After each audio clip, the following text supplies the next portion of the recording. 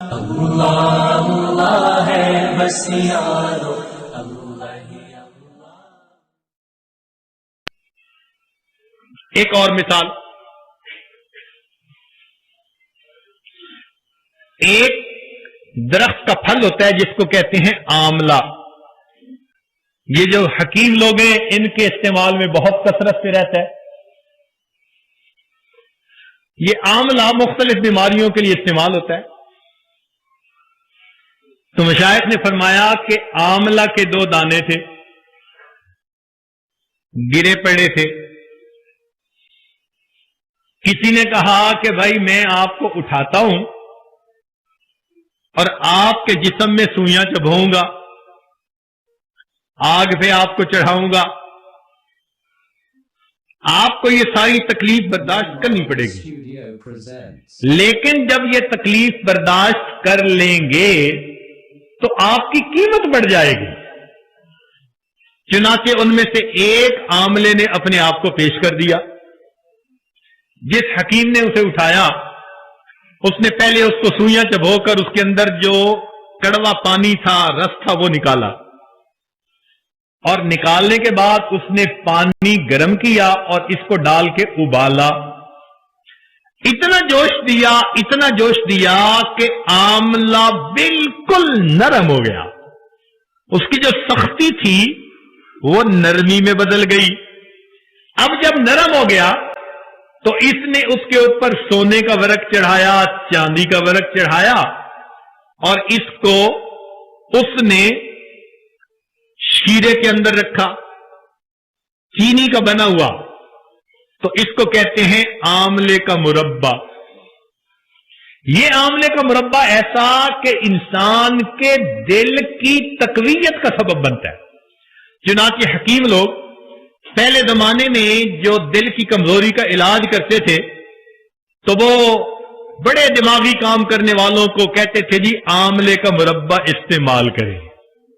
تو یہ بادشاہوں کو پیش کیا جاتا تھا سونے کے ورق میں لپیٹ کے، چاندی کے ورق میں لپیٹ کے، اور ایک ایک دانہ کئی روپے مہنگا بکا کرتا تھا۔ تو فرمایا کہ جس نے مجاہدے کے لیے پیش کر دیا اس کی شان تو بڑی کہ بادشاہوں کے ہاتھوں میں پہنچا، ورق لگ کے ان کی غذا بنا۔ اور آملے کا دوسرا دانہ، اس نے کہا بھئی مجھ سے مجاہدے برداشت نہیں ہوتے، میں تو ادھر پڑا ہوں، لہذا وہ وہی پڑا رہا۔ اب اس کے اوپر سورج کی دھوپ پڑی، ہوا کا اثر ہوا، بارش کا اثر ہوا، لہذا کچھ مہینوں میں وہ جو اس کے اوپر تازگی تھی وہ خشکی میں بدل گئی، جو حسن ظاہر تھا وہ بھی ختم ہو گیا، سیاہی ماحل بن گیا، دیکھنے کو بھی دل نہیں چاہتا۔ اب صفائی کرنے والا خاکروب آیا اور اس نے آ کے جھاڑو کے ساتھ اس کو بھی اکٹھا کیا، اور ایسے بد شکل قسم کے جو آملے تھے، سیاہ شکل کے جو آملے تھے، اس کی بوری بھری، اور بوری بھر کے اس نے کسی حکیم کو پہنچائی۔ حکیم نے اسے معمولی سی قیمت دے دی۔ اب حکیم نے سوچا کہ میں اس کو کیا کروں، چنانچہ حکیم نے اس آملے کو پیس لیا۔ اب اس کو پسنا پڑا۔ جب پس کے یہ بالکل صفوف بن گیا تو اس نے پڑیاں بنا دی۔ کس لیے؟ قبض کے علاج کے لیے۔ اب یہ آملہ انسان کو دیا جاتا ہے قبض توڑنے کے لیے۔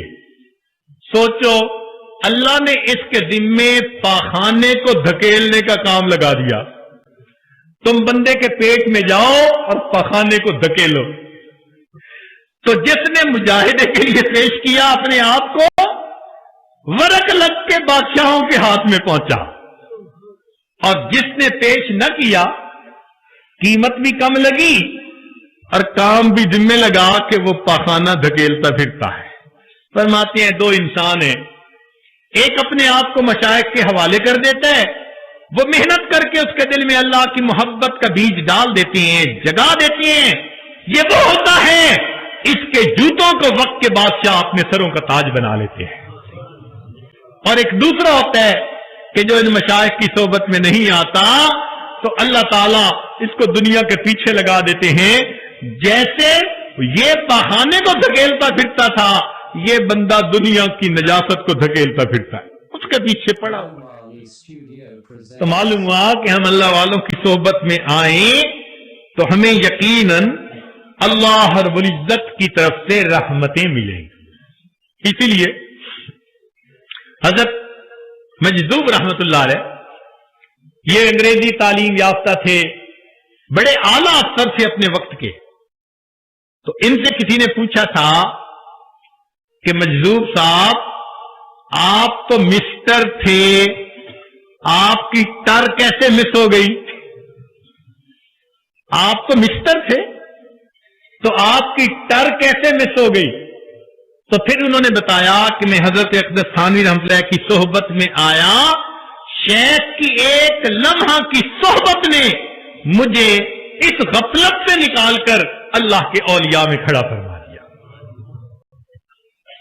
فرماتے ہیں نقشے بتا مٹایا دکھایا جمال حق, آنکھوں کو آنکھیں دل کو میرے دل بنا دیا, آہن کو سودے دل سے کیا نرم آپ نے, نہ آشنائے درد کو بسمل بنا دیا.